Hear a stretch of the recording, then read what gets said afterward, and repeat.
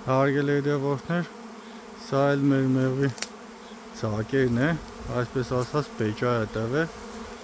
դա հիմա կտեղավորվի այս ծառի ճյուղերի վրա, հետո կփորձենք վերցնել ու տեղավորել նոր պետակ։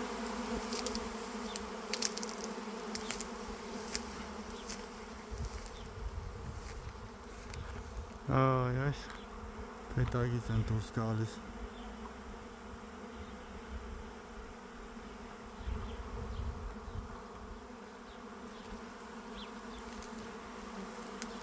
Այստեղ կեզի կկազմեն ու հետո կփորձենք մենք տեղավորել նոր մեղվա պետակ։